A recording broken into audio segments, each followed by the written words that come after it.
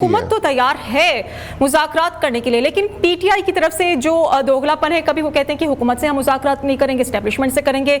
On the other hand वो बात करते हैं कि हम एस्टेब्लिशमेंट में यकीन नहीं है, तो फिर क्या होगा? देखिए, मैं आपको इधर से बता देता हूँ कि मैं प्रोग्राम में बैठा हूँ, आपने सवाल किया, मैंने पॉजिटिवली जवाब दिया कि कोशिश करनी चाहिए कि हम मिल बैठें।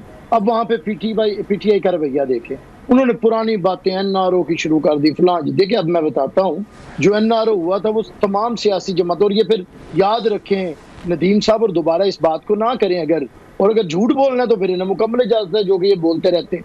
बात ये है कि एनआरओ जिस जमात ने केसेस बनाए थे और जनरल मुशर्रफ ने, उन्होंने माना कि केसेस गलत बने हैं, तो उन केसेस का, लेकिन उसके बावजूद इफ्तिखार चौधरी ने वो केसेस ओपन किए एक चंद दिनों के अंदर, और हमने अदालतों से क्लियर होके आए हैं। तो एनआरओ ये था कि मोहतरमा एनआरओ करके आई थी कि मैं मुल्क में शहीद होने जा रही हूँ, और लाशें उठाने के बावजूद लोगों में और अवाम में मोहतरमा मौजूद थी।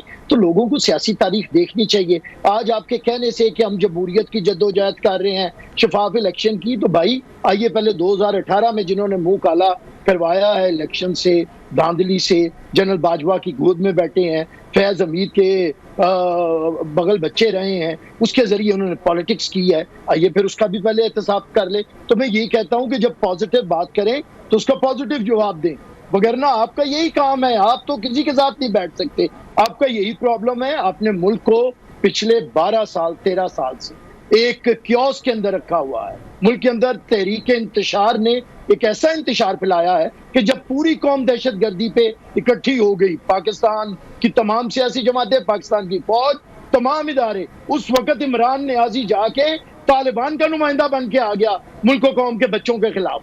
तो ये तो वो लोग हैं जो हमारे कातिल हैं, ये उनके नुमाइंदे बन जाते हैं। तो इतने इंतशार और फितना परदाज लोगों से फिर भी मैं हाथ जोड़ के कहता हूं कि अब अपनी जुबानों को बस कीजिए। कितनी गाली बकेंगे, ये बी जमालों की तरह तानाजनी गालियां, कोई आपको कहे आगे बैठे उसे भी गालियां शुरू कर देते हैं, कोई आपसे कहे कि गालियां मत बके, उसमें मजीद गालियां शुरू कर देते हैं, कोई आपसे कहे कि लड़ाई ना करें, आप और आग उगलना शुरू कर देते हैं। खुदा के लिए कोई ये 1% भी दिखा दे कि आप में कोई इंसानियत है, आप किसी के साथ बैठ सकते हैं, आप मुज़ाकरात कर सकते हैं। मुज़ाकरात या हमसे आजकल नरेंद्र मोदी नहीं कर रहा या इमरान नियाजी नहीं कर रहा,